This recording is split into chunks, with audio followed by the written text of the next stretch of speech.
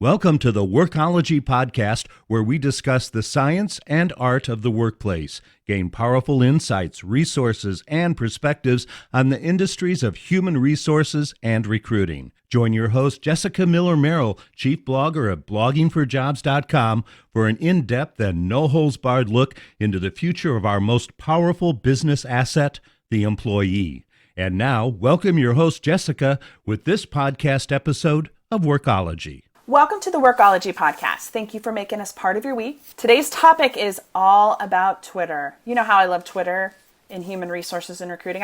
I love Twitter all day and all night. I don't know. Twitter has been a really important part of building my business and growing it. And it's been such a great way to get to know different human resources and recruiting professionals really over the years. 347,000 tweets are sent every single minute, and yet Twitter has been under fire these last few weeks, leaving many to wonder if the struggling social network can really reinvent themselves.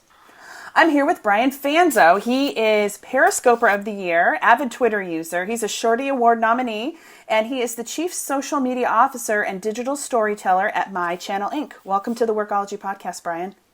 Oh, thank you so much for having me. I'm excited to be here. Awesome. Is there anything else we should know about you that I didn't mention?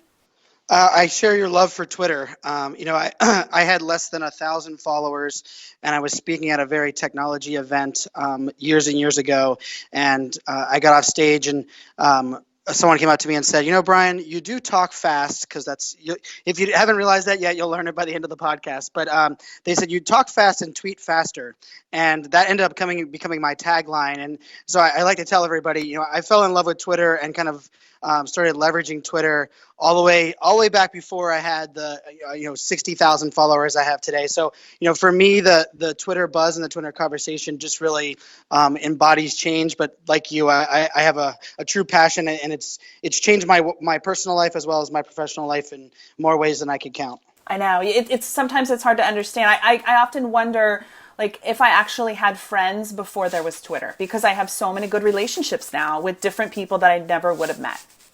I couldn't agree more. I two of my employees live in Australia, and I like to say one of them I met through Periscope and one of them I met through Twitter, and they're two of the nicest and best people I could have to work for me. And without those platforms, I would have had to hire someone locally.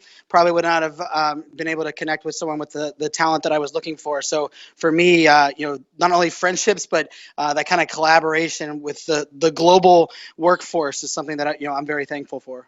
Well, that sounds like another fun topic for another podcast. Like, how do you engage employees from across the globe? I think I love it. Sign me up. I'll come back and do it again. Awesome. Well, let's talk about Twitter. And one of the things about Twitter I think is really hard, and Twitter earnings came out earlier this week, and I believe they've lost several million followers, or 7 million users this last quarter. But Twitter does have a learning curve. And so I wanted to ask you, what are some best practices and suggestions that you might have for somebody who's new to Twitter or is considering giving it a try? So I love that question, and for me, I firmly believe that a lot of the Twitter problem really is that the new user adoption, and for so many people that love it, you probably came into Twitter around an event or a conference where they said, hey, we're using this hashtag, sign up for Twitter. Everybody signs up, they put that hashtag in, they tweet with the hashtag, and all of a sudden, all of these other people are tweeting back at them, and they absolutely love it. But the problem becomes when you join and you're not a Twitter, you're not doing it at an event or around a hashtag. Twitter just tells you to follow Ellen DeGeneres and follow, CNN, and then you tweet and nobody replies back to you. And it's one of those things that you can almost you get lost and say, they say there's engagement and there's value, but there's really just noise. And so some of my suggestions is really find ways to tell your story, but then try to focus less on who you should follow and more around like the hashtags and buzzwords. And then if you're listening to this and saying, okay, Brian, I know I've heard of hashtags, but I really don't understand them. I like to think of what a hashtag is it's the glue to conversation and community on Twitter. So for me, the reason I love Twitter I love Facebook as well. I use LinkedIn. But for me, what Twitter allows us to do is it allows us to have conversations with people that we probably didn't know. They probably didn't know us, but we have a shared passion or a common purpose. And what I mean by that is, if let's say if you're in the HR space and you can follow HR Tech, the hashtag, if people are tweeting out with that hashtag, you could just simply follow the hashtag on Twitter, see who's having a conversation around that hashtag, and then reply to them and start a conversation. Because ultimately, when we go into a bar or we go to a networking event, we really want to find people that share our purpose and our passion, and then it's easy to have those conversations. And so I think too many people get lost on, well, who do I follow? I can recommend go in, look at hashtags, maybe follow 2 or 3 people that are leaders in your space, and see what hashtags they use. See if they jump into a Twitter chat, which a Twitter chat is just a hashtag that is used by a lot of people during 1 hour. So like my recommendations really are, look at the hashtags as the glue, and worry less about like, okay, do I have to follow all of these brands or all these celebrities? Just try to find people in your industry that are having active conversations and just reach out and simply saying, hey, I'm new to Twitter. I love HR Tech. This is the first time I'm following you. Any suggestions? I can almost guarantee you they're going to give you 5 people to follow, a Twitter chat, and probably a blog that you can find additional information for value on Twitter. Perfect. And well said. I like the glue, because I normally explain that hashtags are what I call the Dewey Decimal System of Twitter, but they're self-managed. But I like that too, because without hashtags, we really don't have a way to organize our messages and follow people based on topic. Yeah, and that's kind of my argument to Facebook. I like to think of Facebook in the sense of it's how you nurture your existing audience that knows and likes and trusts you. But how do you find a new audience? How do you connect with people that don't know you, but you share interests? Twitter is that global fire hose of conversation. Agreed. Well, let's talk a little bit about Twitter's changes, because one of the things that has came under fire really for the last week or so is the new change, or the proposed change to the new Twitter algorithm. Walk us through what that looks like. So, I said unfiltered fire hose, and what that really means is when anyone tweets or when you go on and look at a hashtag, you see everyone and anyone who's posting on that in the order that they're posting, and it just continues to update. The problem with that becomes it can be very noisy, and as a new user, when you get onto Twitter, you're looking for good content, and unfortunately, I like to say marketers always ruin everything, and they have ruined the sense of there's a lot of noise, a lot of links. So what Twitter is doing to kind of help that new user adoption is they're changing that algorithm. So when you log into Twitter and you're looking at your news feed, much like Facebook has done, you don't see everything exactly in the exact order that everything was posted. Rather, you're going to start seeing the content that your community has engaged with the most. And so at first I was not a fan of this change. I said, now we're trying to be like Facebook. But when I started to dive into it, what they're trying to do is actually highlight the live aspect, but highlight the good content. So it's not good because it's posted by CNN, but it's good because the people that you follow on Twitter have engaged with that content. So think of it this way: rather than logging on to Twitter now and you're just looking at all these tweets, and you really what you want to find out was, what's the best tweet of all the people that I follow? What is the tweet that got the most likes or the most retweets or maybe the most clicks? Well, now they're going to serve that up to you kind of in this new algorithm based. So the new focus of Twitter will be on great content, engagement, and then the last piece that they kind of announced is live. So videos, which is Twitter video allows you to upload 30-second videos natively that play in your feed, and then the last part being Periscope, which of course is my current love, and that your live stream feeds are going to be served up to you on this algorithm. So I think it turns out it's going to be a change. You are going to be able to opt out of it. So if you're listening to this and you're going, oh no, everyone's going to have it turned on eventually, but you're going to have the option in your settings to say, hey, stop giving me that new algorithm. I want to look at my news feed, like the Wild Wild West. But for those people that are probably listening to this and saying, I was never a fan of Twitter, or Twitter was too noisy, or I never knew what to look at when I logged into Twitter, I recommend you log back into Twitter again if you haven't in a while, and all of a sudden you're going to be starting to be served up what I believe is good content based on engagement, and it's going to be hard to argue with that if that truly is the case. And I am an evangelist for Twitter, so I am looking at this through rose-colored glasses, but I wrote a blog post how disappointed I would be if they ever got rid of the the unfiltered feed. And my blog post that's going out this week is actually me apologizing to Jack, saying I have an open mind to the new algorithm now. Well, let's move on in that direction. So what advice can you give Jack, their CEO, on what you'd like to happen and how Twitter can grow and maybe gain some of that, I don't know, being the best social network? They used to be, and then Facebook kind of took that away. What advice do you have?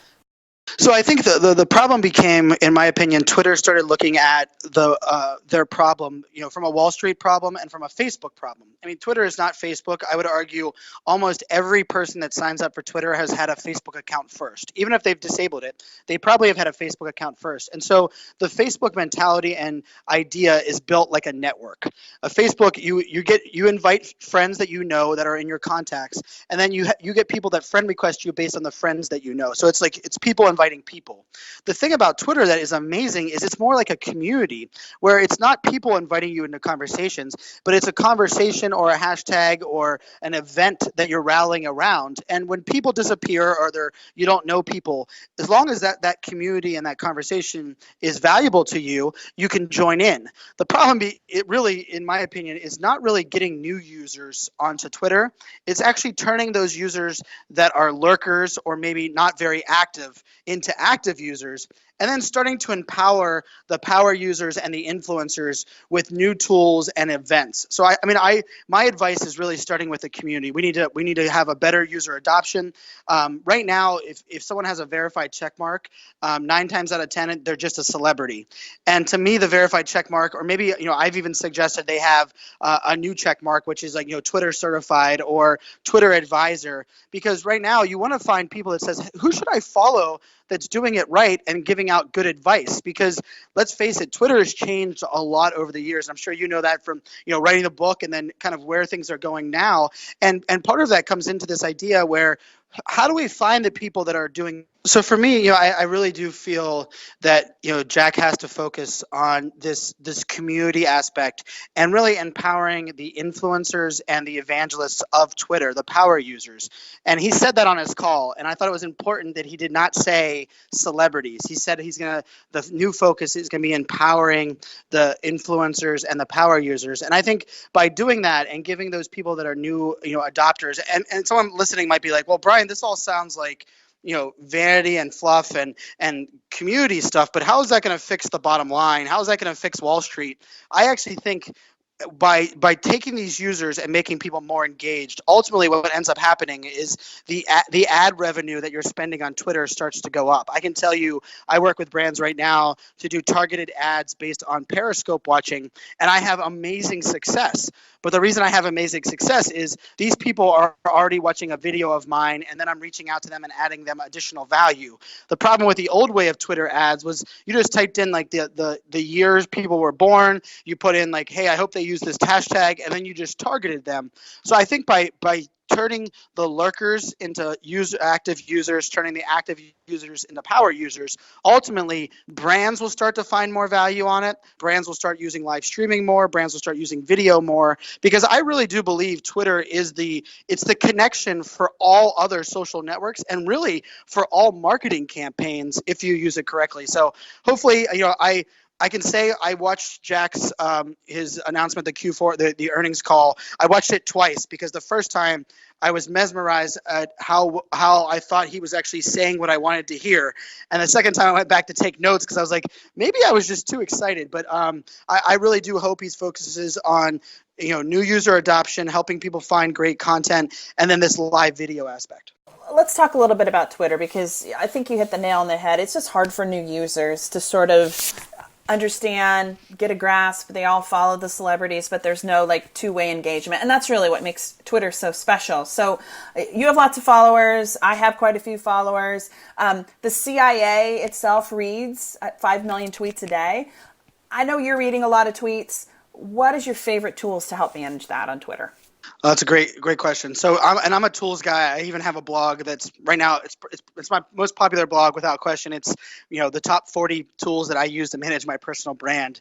And before you hang up with the podcast and go, wait a second, he say 40? I use a lot of tools so that I know what's out there so I can help educate my clients. But the two tools that I use are really to schedule content. So I use Buffer or Hootsuite to schedule my content out there. And scheduling might sound scary to some, but I've learned over the years that if I find great content and I share it when I'm reading it, that doesn't provide my community the best value. So I use Buffer's tool that actually scans my users and says the best hours or the best time to schedule this content is these certain times. And then it actually pushes that content out at that exact moment. So that to me is extremely valuable.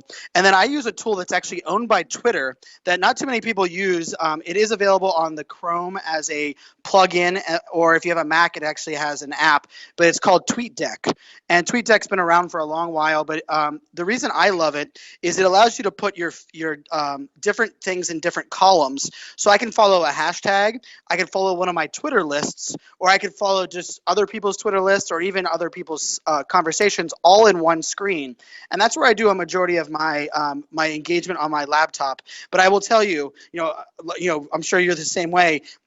We have to do our rest of our business. And people always ask me, well, Brian, you tweet a lot, you engage a lot. How do you do that and still do everything else you're doing? And I will say it's my mobile phone. It's my iPhone. I actually, every time I call them pockets of time. So if I'm sitting in the doctor's office, if I'm waiting on a conference call to start, if I'm sitting in a room and I'm waiting for someone to invite me in and we're running late, I pull out my phone and look at my at mentions, or I scan some of my Twitter lists and I just reply back. And, for me, when you find all of those pockets of time, you don't feel overwhelmed, because someone always says, Brian, should I spend an hour or should I spend an hour and a half on Twitter? What should I spend? And my advice is you find pockets of time throughout the day, and that really ends up being the value of the engagement. And we're already probably reading great content. So when you're already reading great content, using a tool like Buffer or Hootsuite, it just really allows you to kind of amplify that and do it in a more productive way. And we'll go ahead and link to Brian's Top 40 Tools blog. It's over on his site, isocialfans with a z.com. But I'll have the link in the resources page if you go to the page for that. So let's take a little bit of a reset here. This is Jessica Miller-Merrill, and you're listening to the Workology podcast powered by Blogging for Jobs. Today's topic is all things Twitter, and I have Brian Fanzo here, and you can connect with him on Twitter at isocialfanz. So isocialfans. He's over on the Twitters. Well, you mentioned Periscope a minute ago. I want to switch gears and talk a little bit about Periscope. Walk us through Periscope, and let me just mention that you are the guy for Periscope. You are the Periscoper of the year. So walk us through, what is this? So, live streaming and video is nothing new. And for those that are listening, Periscope either might be a buzzword that you've heard a lot but sounds confusing, or it might be something you've never heard about. And you're not alone. It's only been around for just under a year. So it's new. But the reason that it's kind of caught fire, and the reason I fell in love with it is, we try to in social media or in digital or really in business, we want to convey that we're authentic. We want to tell people that they can trust us. We want them to understand what we're talking about. The content we're creating is valuable and it's authentic. And it's really hard to do that in our noisy world. But Periscope is a mobile app that is owned by Twitter. Twitter actually bought it before the app ever went into the App Store. And what it allows you to do is to type in a couple words or a tweet and then hit the start broadcast button from your phone. So you can only broadcast from your phone. You can't do this from your desktop or your web camera. And what it allows you to do is it allows you to broadcast directly into your Twitter feed.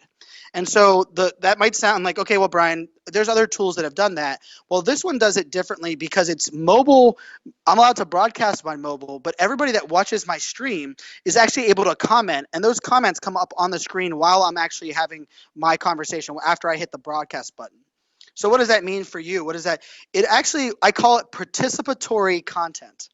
And what I mean by that is I get on my Periscope and I have an idea of what I'm going to talk about. I'm going to talk about, I'm going to talk about the value of personal branding. It's every employee's first impression. And, I have a plan of giving 5 tips in personal branding. But the nice part about that is everyone who's watching can actually tell me their thoughts or their insights. And I can tell you probably by the time I get to tip 3, someone's asked me a question or gave me an insight that has allowed me to either expand or maybe add a 6th tip onto it. And what that does for social media as a whole is it allows people to be a part of the conversation, and it allows you to stand out from the noise, because I like to say, say, someone's looking in your digital eyeballs. And why do we always tell people that, when you go to a networking event, it's all about the people that you meet, and it's all about, connecting with all of the, building relationships. Well, I believe live streaming with Periscope allows us to build relationships at a scale we've never seen before, because you're able to get on to a Periscope, and everyone from the White House. I mean, the White House has done, when the Pope landed in the United States, they were standing on the runway holding their iPhone and periscoping the Pope walking down the thing. To, sports teams have gone into the locker room. Or one of my favorite examples, which is great for the HR space, is the company Hootsuite, which is a social media company. They actually gave their social media account, their Periscope account, to a different employee in every one of their offices around the globe.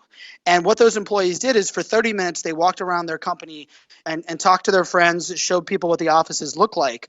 But the interesting byproduct of that was, every company says we have a great culture. Every company has a website, probably has a video showing all of their employees really happy and walking around. But do you have a product that actually shows in real time, live, your employees talking about their business? Probably not. And what Hootsuite was able to do was they were actually able to take these videos, download them, and when an employee wants to say, well, how is your culture? What do your employees think of your brand? They're actually able to watch this content that was your real employees live engaging, which might sound scary, but if you trust your employees, because we should, because let's face it, they're our first customer, and if we don't trust our employees, how will our customers think that we trust them?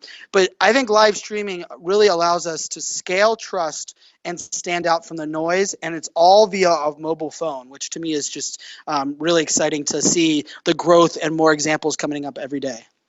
I like that. Live streaming allows you to scale trust. I'm making notes as you're talking here. So you mentioned Periscope for personal branding, and then we talked a little bit about Hootsuite. What are some other ways that organizations, corporations, recruiting teams, HR teams can use Twitter and Periscope for business purposes? So, I like Periscope as the great amplifier. If you're already doing something great, Periscope can give your audience unique insights into what that is that you're doing great, or maybe excite them to the point where they become evangelists. So let's say you're doing a webinar, or you offline event where you're bringing in some keynote speakers. Rather than, if you're already doing live streaming, or maybe you're already doing a video, you have a YouTube team there, that's fine, because what Periscope can do is, why not interview the speakers a week before the event?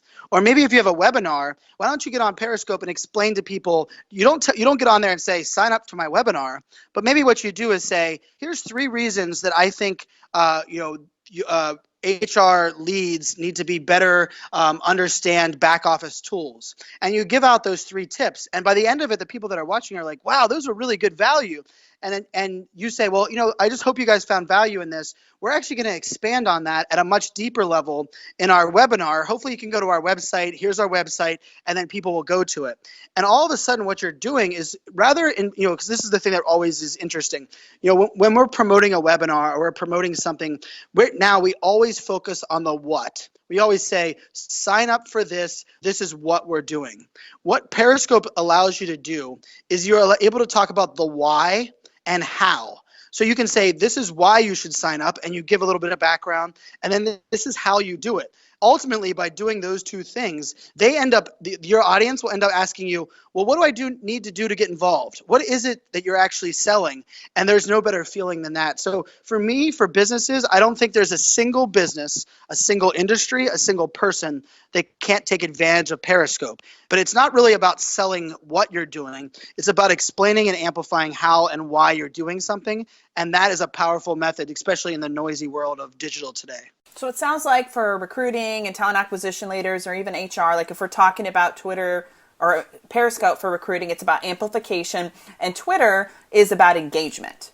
For sure. And I would say, even take this another step further. I work with a lot of, with my company at, My Channel is the name of the company that I work for, and we're working in. I'm very big on employee advocacy. I'm very big on hiring for culture fit. But one of the things that I think is really interesting is really nobody understands the recruiting process. Nobody understands the hard work that recruiters go into or brands go into. So what if you were able to take Periscope and you're not giving away intellectual property and you're not exposing personal records, but maybe doing a Periscope explaining hey, we're really looking for someone that is a outside the box thinker. So here's the places that I go and look, and you can explain that you go to forums and you go to offline events and you go to meetup.com or you go into Reddit, because I think one of the things that's really underestimated is people don't really understand that. And if you want to hire outside the box thinkers, you have to go where those outside the box thinkers are currently playing. But if you're not explaining that as a recruiter or a company, how can that person that's being recruited know that you're that innovative company? So for me, I think really one of those places that, if you're a recruiter or an HR lead right now, is it start highlighting and amplifying the things that you're already doing great. So if you're doing Food Truck Friday, or maybe you're doing, you're bringing in a speaker for your employees, or maybe you're just doing, something, a unique learning or a training opportunity, by turning on Periscope and giving people a little bit of that sneak behind the scenes, you don't have to tell people that you have a great culture. You don't have to tell people that you're doing great things at your company. You actually show them by walking around with your mobile phone. And I really think that is a powerful method that you could use Periscope today. You could literally today, after you listen to this podcast, and you, of course, get to the very end, and then turn on your phone, type up a tweet, hit start broadcast, and start walking around showing people what you're already doing great.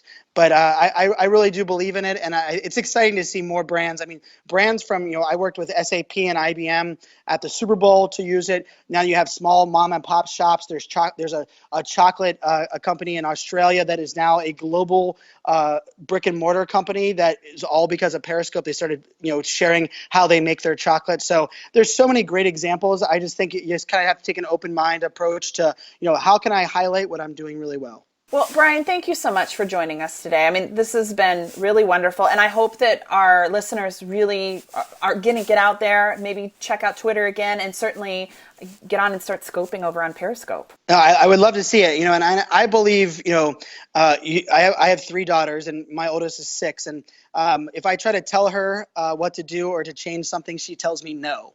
So I'm not telling you what to do or telling your audience what to do. What I'm doing is I'm asking you to watch what others are doing, or hopefully tune into my broadcast, and I can inspire you to look at this as a new way of communicating and really highlighting what you're doing well. So I would love to see you on my broadcast. And for me, it's funny. Most people know that if you want to get a hold of me, Twitter is number 1, even over email or probably even text message. So everyone has my Twitter account. Feel free to tweet me questions. One of my favorite challenges is I tell everybody, give me an industry, a background, or a job that you're in that you don't think could use for Periscope, and I'll give you a couple examples. And I even had someone from a mortuary ask for tips, and I gave the mortuary 8 different examples of how they could use live streaming. So I challenge your audience to bring it on, and I would love to help people embrace this new change that is really active live engagement through Twitter as well as social video. iSocial Fans is the best way all across your social networks, right, to get a hold of you and connect.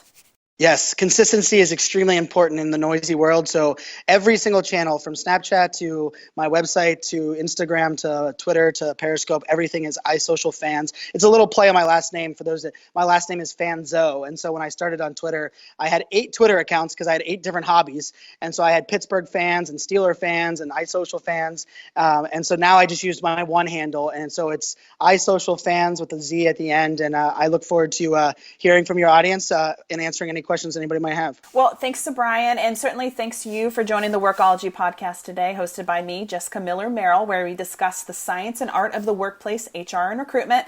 Until next time, you can visit Blogging for Jobs to listen to all our episodes of the Workology podcast. Thanks, guys. Production services for the Workology podcast with Jessica Miller-Merrill provided by Total Picture.